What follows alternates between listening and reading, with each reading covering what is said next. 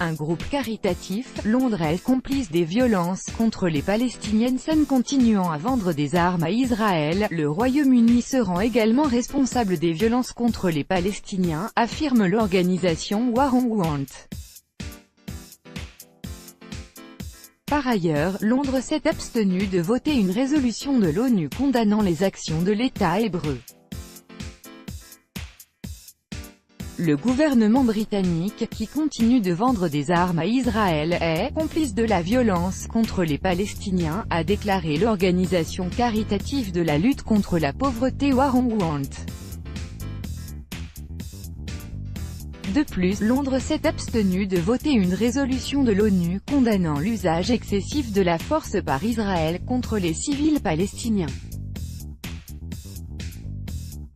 En s'abstenant à ce vote, le gouvernement britannique a à nouveau refusé de s'engager dans la protection des droits de l'homme des Palestiniens, qui font face à l'usage brutal et illégal de la force par l'armée israélienne, a déploré Rivka Barnard, représentante de War on Want. Elle a remarqué que Londres n'était pas neutre dans cette situation.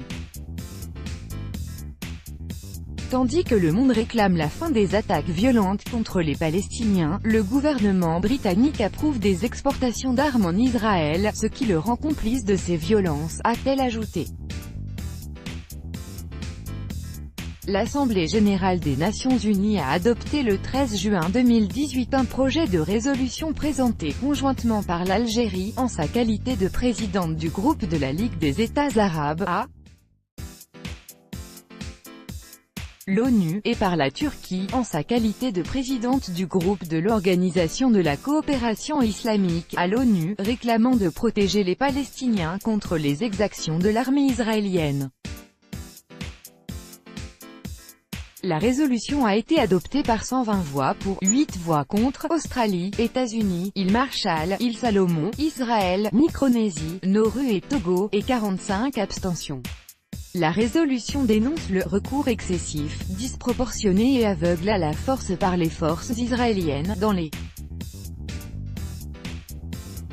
territoires palestiniens, tout particulièrement dans la bande de Gaza ». Dani Danon, l'ambassadeur d'Israël à l'ONU, a déclaré que ce vote de l'Assemblée générale constituait un soutien au terrorisme du mouvement Hamas et privait son pays de son droit à l'autodéfense, selon le site hébreu Walla.